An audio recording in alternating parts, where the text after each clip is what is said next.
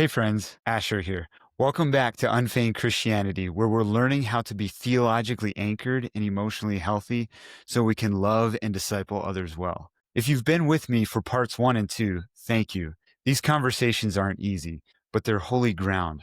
So far, we've uncovered 2 big truths. First of all, porn isn't really about lust. It's about pain, a survival strategy, a way to quiet what feels unmanageable. Secondly, the war inside you doesn't mean you're fake. It means you're human. You've got exiles, managers, firefighters, and a real self Jesus is restoring.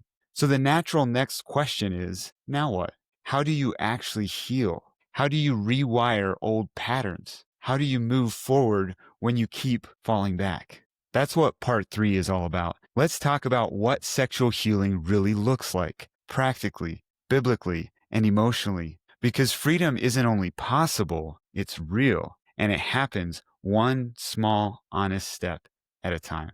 As always, if you're resonating with this series and you want to continue growing in emotional and spiritual health, make sure you like this video, subscribe to the channel, and join the email list. That way you won't miss any episode and bonus material. To join the email list, visit asherwhitmer.com/subscribe or click on the link in the description below. All right, let's get into the third and final part of our series on rewiring desire.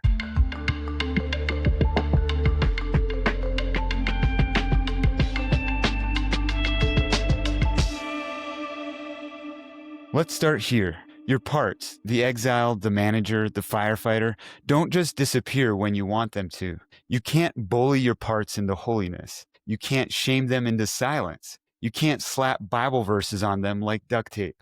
They change when they feel seen. They soften when they feel safe. This is what internal family systems calls unblending, stepping out of the chaos and leading your inner world with compassion, not fear.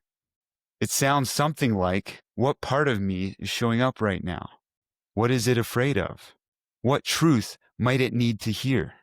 That's leadership.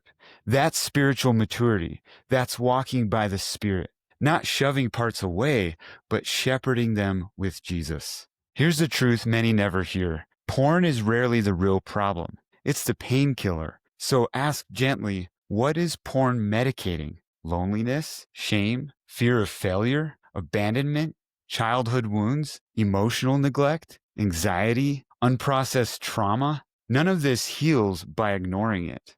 Ask Jesus, where did this begin? Which younger version of me is hurting? And let him show you the 10-year-old who felt unwanted, the teenager who felt unaccepted, the young adult who learned to cope instead of connect.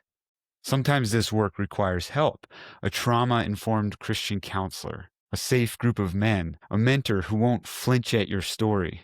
Healing happens when someone says, I see you, I'm not ashamed, you don't have to carry this alone. That's when the exile begins to trust again. That's when forgiveness becomes possible. If you'd like to dive deeper into how to forgive when the pain is still there, I've linked to an article I wrote a few years ago in the description below. Now for the hopeful part of neuroscience. Your brain is not fixed. It's rewritable. Even if porn has carved deep pathways, your brain can form new ones, but it takes repetition and grace. Here's what helps. Deliberate abstinence, often from porn and masturbation. Replacing triggers with connection or movement. Daily practices that calm your nervous system. Journaling your parts and inviting Jesus to speak. Spiritual rhythms that comfort, not shame. And relational support. Freedom from porn isn't the disappearance of desire for sex. It's learning a new automatic response. The old pathway says, I'm hurting, I escape. The new one says, I'm hurting, I connect. Freedom isn't the absence of struggle. It's leaning on Jesus in the middle of the struggle. Remember part 1?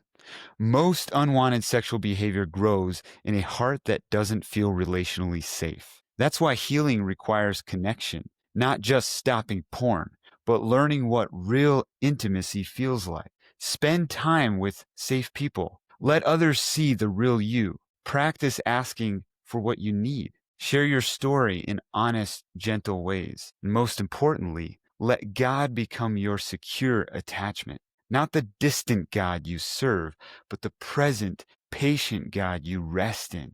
He's not waiting for you to get it together. He's sitting with you while you don't. The gospel isn't just about behavior, it's about attachment restoration. Now, let's be honest. You will have setbacks, not because you're broken beyond repair, because you're human.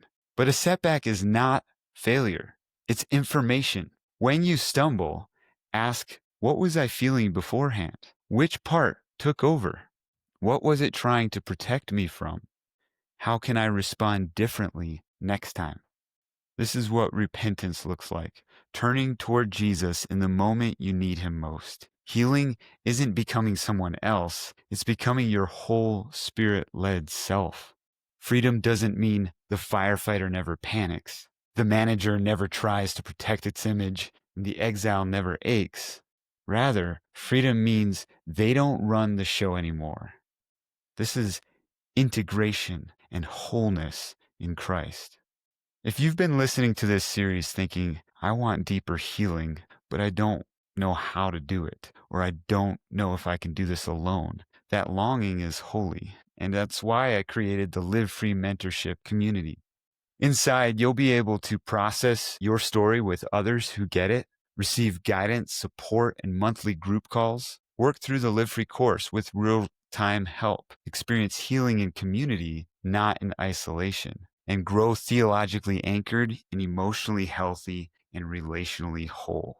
Enrollment opens again soon. If you want to be a part of the next cohort, or if you've been waiting for a sign, this might be it. I'd love to walk with you. Healing from porn isn't about willpower. It's not about shame.